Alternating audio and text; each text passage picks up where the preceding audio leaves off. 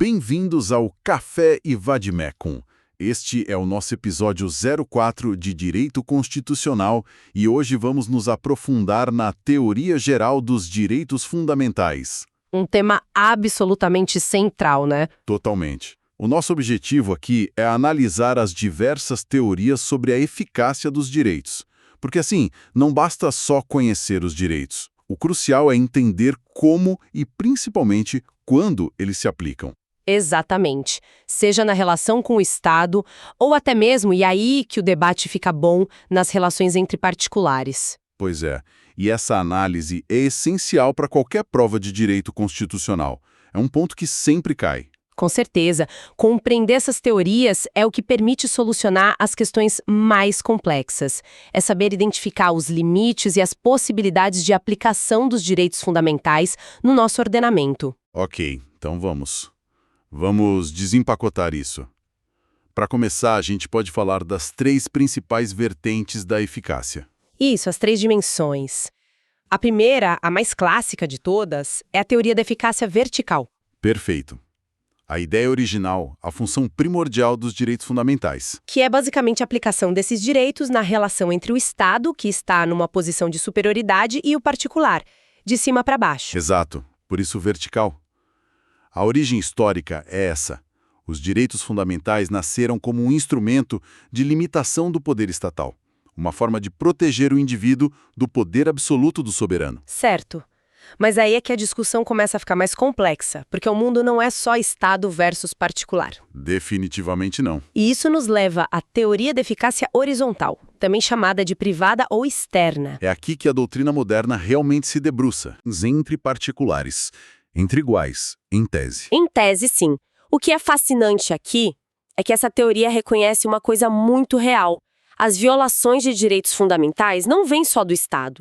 Elas acontecem e muito nas relações privadas, onde também existem desequilíbrios enormes de poder. E esse desequilíbrio me leva direto para a terceira vertente, a eficácia diagonal. Isso.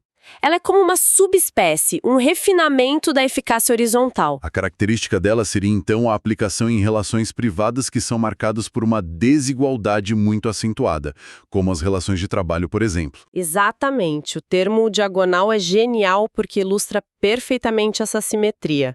A relação ainda é horizontal porque é privado com privado, mas existe um desnível de poder tão grande que justifica uma aplicação mais incisiva dos direitos fundamentais, para proteger a parte hipossuficiente. Ok, então temos as três dimensões bem definidas: vertical, horizontal e a diagonal. Agora, dentro da eficácia horizontal, a coisa se ramifica ainda mais, né? Assim, é aí que a matéria fica realmente interessante. Porque, dada a complexidade de aplicar direitos feitos para limitar o Estado em relações privadas, surgiram várias correntes doutrinárias para explicar como isso deveria acontecer.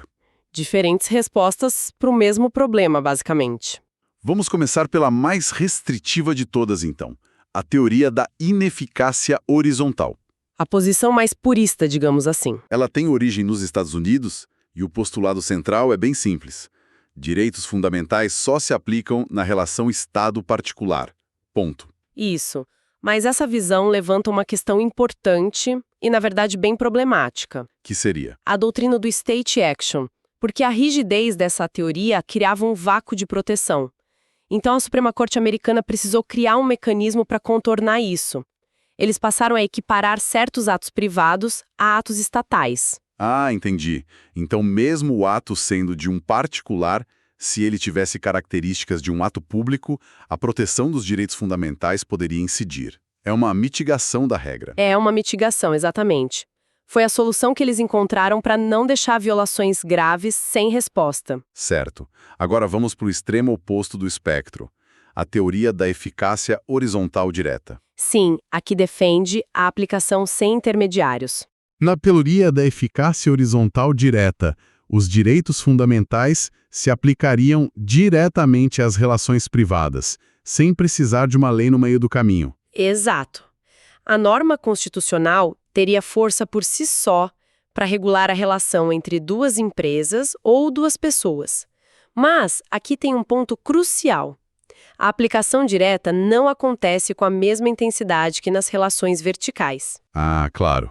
Porque do outro lado tem a autonomia privada. Exatamente. É preciso ponderar. Ponderar para não aniquilar a autonomia privada, que também é um pilar do direito privado, que também é um direito fundamental. É um exercício de equilíbrio delicadíssimo. Um equilíbrio que fica a cargo do juiz caso a caso? Basicamente, sim. O que nos leva a uma terceira via, imagino. Algo entre o nunca se aplica e o se aplica diretamente. E essa terceira via é muito influente. É a teoria da eficácia horizontal indireta. De origem alemã, certo? Isso. A ideia central aqui é que os direitos fundamentais não incidem diretamente, com os dois pés na porta, por assim dizer. Eles agem de forma indireta. Como? Eles exigem uma intermediação legislativa. Se a gente conectar isso ao quadro geral, os direitos fundamentais funcionam como princípios. Eles irradiam seus valores por todo o ordenamento jurídico. Então, eles influenciam o legislador quando ele cria as leis, como o Código Civil, a CLT, e também obrigam o juiz a interpretar essas leis sempre à luz da Constituição. Entendi. Então a aplicação não é direta da Constituição para o caso concreto.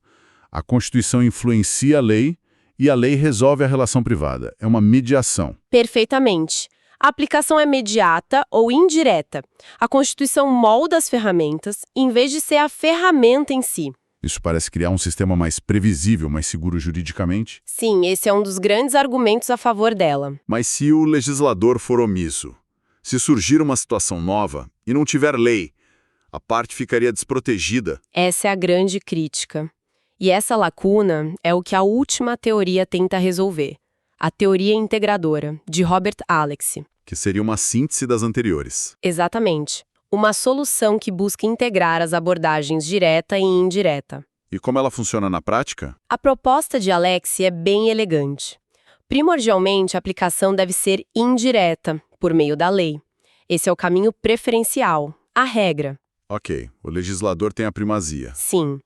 Contudo, e aqui está o pulo do gato, na ausência de uma lei que discipline a situação, ou se a lei for insuficiente, aí sim a aplicação pode ocorrer de maneira direta, para evitar um vácuo na proteção dos direitos fundamentais. Ah, então a aplicação direta vira uma espécie de rede de segurança? Uma medida subsidiária, uma válvula de escape para garantir a máxima efetividade dos direitos, mesmo diante da inércia do legislador.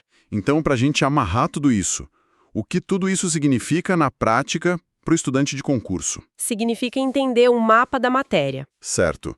Nós temos a distinção clara entre eficácia vertical, horizontal e diagonal, e depois o detalhamento das teorias sobre a eficácia horizontal. A ineficácia, que foi mitigada pela state action, a eficácia direta com a ponderação, a indireta com a irradiação de valores e, por fim, a teoria integradora como uma solução de compromisso. Perfeito. Dominar essas nuances é o que diferencia quem acerta as questões mais difíceis. É um diferencial competitivo, sem dúvida. E isso, sabe, nos leva a uma reflexão final importante. Pode falar.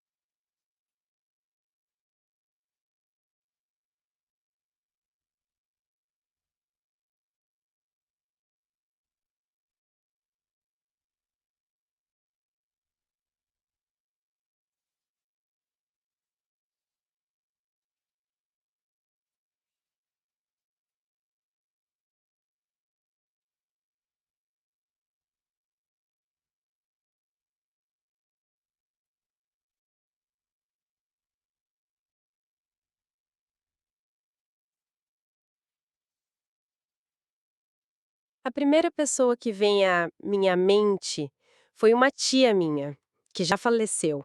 Ela Morreu de maneira repentina aos 42 anos. Se a gente considerar a teoria integradora e a realidade que a gente vive, com um legislador que às vezes é omisso diante de novas dinâmicas sociais. Especialmente no mundo digital, né? Exatamente. A aplicação direta dos direitos fundamentais pelo judiciário nas relações privadas, será que ela não tende a se tornar a regra, em vez da exceção que Alex imaginou? É uma ótima pergunta. E quais seriam as implicações disso para a autonomia privada e para a segurança jurídica que a gente tanto preza? O equilíbrio dessa balança parece ser o desafio constante. Um desafio e tanto. Fica aí a questão para quem nos ouve refletir.